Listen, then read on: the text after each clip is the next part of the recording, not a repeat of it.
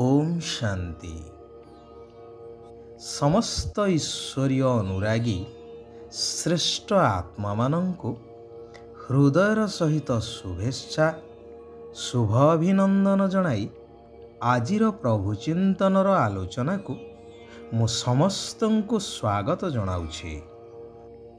भगवान बा ईश्वर हेउछन्ति सारा विश्वर बा जगतर पिता। तेणु तांकर प्रत्येक मत ही जगत कल्याण पाई ही हुई थाए। तेबे एहाकु आमे सेतेबेले उपलब्धि करि परिबा जेतेबेले एहार वास्तविक अर्थ को बुझी परिबा एवं निजर कर्तव्य रे लगी परिबा। सेथिपाई धैर्य एवं अपेक्षार आवश्यकता रहिछि। सुंदर कहानीटे जहा एही ईश्वरंकर श्रेष्ठ मत उपरे आधारित। जणे राजा थिले, जेपरि न्यायवंत सेहीपरि ईश्वर विश्वासी एवं समस्तंकर प्रिय पात्र मध्य। सेथिपाई अनेक पड़ोसी राज्य तांकु सर्वदा समर्थन करिबा सहित आवश्यकता समय रे मित्र भली समस्त प्रकार सहायता करुथिले। जेउ कारणरू अनेक शक्तिशाली राज्य तांक राज्य उपरे आक्रमण करिवार साहस तो दूरर कथा चिंता मध्य करुनथिले। किंतु राजांकर केते जण दक्ष कर्मचारी थिले, जेउ माने तो दक्ष हेले बहुत स्वार्थी थिले।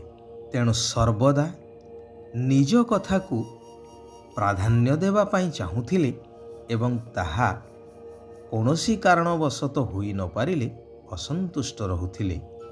सेथिपाई राजा तांकु खुशी करिबा उद्देश्य रे बा शांति रे सब किछि किपरि करि नेबा पाई तांकु सब प्रकार सुविधा सुजोग प्रदान करिदेले।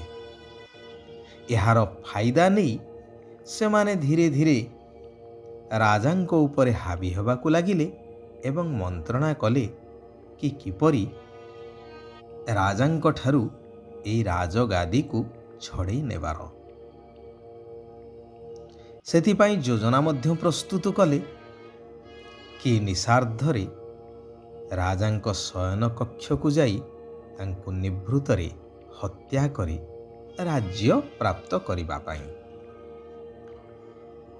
दैनंदिन भली राजा शयन कक्ष को गला बेले देखिले केही तांकु अनुसरण करुछि। राजा शयन पूर्वरु ईश्वर को स्मरण करिबा समय रे बाहरे किछि चापा कंठर शब्द शुणी पारी संतर्पण रे कबाट फांकरे देखिले कि सही कर्मचारी माने हाथ हथियार सहित सज्जित होई अपेक्षा करिसंती भीतर को प्रवेश करिबा पाई। राजांकु आउ किछि अछपा रहिला नाही। तेणु से शयन कक्षर गुप्त सुडंग देई बाहरी गले एवं जीवा पूर्वरु सेजकु एभली भावरे सजेइले जेपरि लागिबो जणे केही सोइछि घोड़ी घाड़ी होई एवं सीधा से जाई जंगल रे पहुँचिले।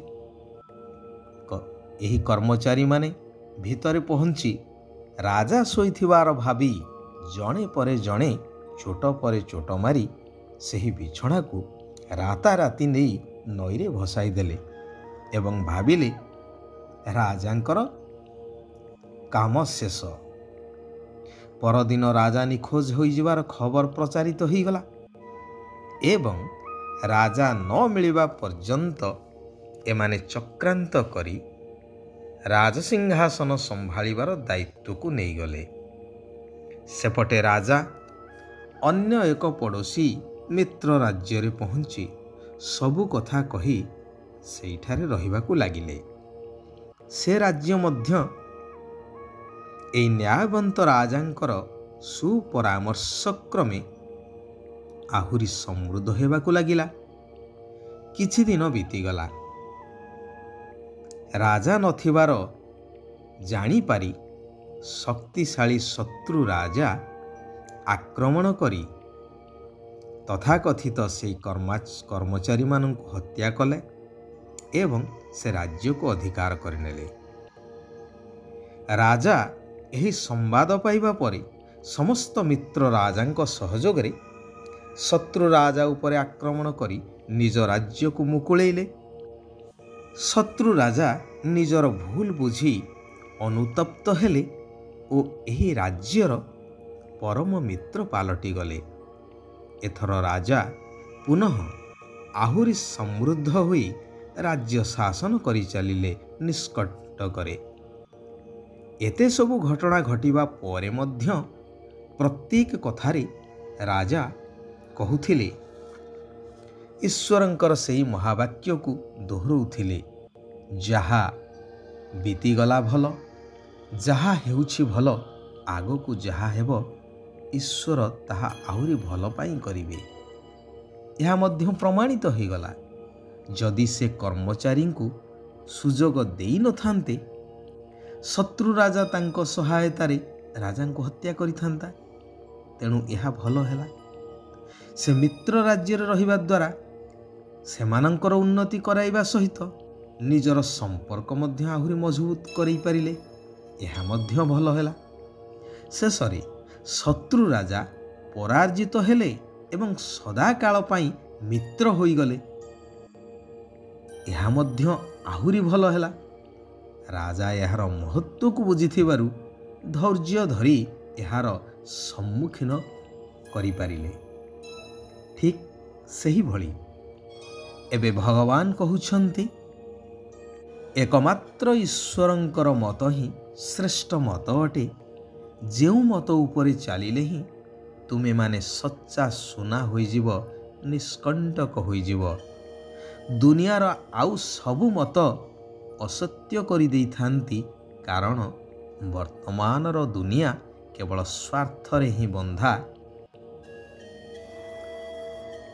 ଜ୍ଞାନସାଗର ଭଗବାନଙ୍କର ଗୋଟିଏ କର୍ତ୍ତବ୍ୟ ରହିଛି, ଯାହା ଅନ୍ୟ କୌଣସି ମନୁଷ୍ୟ ଆତ୍ମାମାନଙ୍କ ଭିତରେ ନାହିଁ। ତାହା ହେଉଛି ଭକ୍ତମାନଙ୍କର ପାଳନା କରିବା, ସମସ୍ତଙ୍କୁ ସୁଖ ଦେବାର ପାଠ। ଶିବ ବାବା କହୁଛନ୍ତି, ମୁଁ ଜ୍ଞାନର ସାଗର, ସମସ୍ତ ଆତ୍ମାମାନଙ୍କର ପିତା, ସମସ୍ତ ସନ୍ତାନମାନଙ୍କ ଉପରେ ଅବିନାଶୀ ଜ୍ଞାନର ବର୍ଷା କରୁଛି। ଯେଉଁ ଜ୍ଞାନର ରତ୍ନ କେହି ବି ମୂଲ୍ୟାଙ୍କନ କରିପାରିବେ ନାହିଁ। ମୁଁ ମୁକ୍ତିଦାତା ଆତ୍ମିକ ପଣ୍ଡା ହୋଇ ତୁମ ଆତ୍ମାମାନଙ୍କୁ ଶାନ୍ତିଧାମ ଘରକୁ ନେଇଯାଉଛି। ଏସବୁ ମୋର ହିଁ କର୍ତ୍ତବ୍ୟ ଅଟେ। ମୁଁ କାହାକୁ ଦୁଃଖ ଦିଏ ନାହିଁ।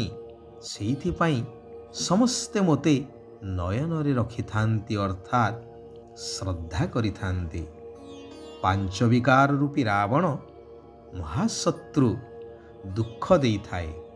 ସେଥିପାଇଁ ତାର କୁଶପୁତ୍ତଳିକାକୁ ପ୍ରତିବର୍ଷ ଜଳେଇଥାନ୍ତି। ଏବେ ଶିବ ବାବା କହୁଛନ୍ତି, ଶରୀର ଏବଂ ଆତ୍ମା ଉଭୟଙ୍କୁ ପବିତ୍ର କରିବା ପାଇଁ ଏହି ପୁରୁଣା ଶରୀର ସହିତ ସବୁ କିଛି ଭୁଲିଯିବାକୁ ହେବ। ଦେହ ସହିତ ବାବାଙ୍କ ଉପରେ ପୁରା ବଳି ଚଢ଼ିବା ବା ସମର୍ପିତ ହୋଇ ମହାଦାନୀ ହେବାକୁ ପଡ଼ିବ। ବାବାଙ୍କର ଶ୍ରୀମତରେ ଚାଲି ବେହଦର ସୁଖ ଅନୁଭବ କରିବାକୁ ହେବ। ଏହି ଶୁଦ୍ଧ ଲୋଭ ରଖିବାକୁ ହେବ, ଯାହାଦ୍ୱାରା କି ସାରା ବିଶ୍ୱ ସୁଖୀ ହୋଇପାରିବ। ବାକି ବିନାଶୀ ଅଶୁଦ୍ଧ ଲୋଭକୁ ତ୍ୟାଗ କରିବାକୁ ହେବ। ଭଗବାନଙ୍କର ବରଦାନ ହେଉଛି କି ଅମୃତ ବେଳାର ମହତ୍ତ୍ୱକୁ ଜାଣି ମହାନ ହେଉଥିବା ବିଶେଷ ସେବାଧାରୀ ହୁଅ।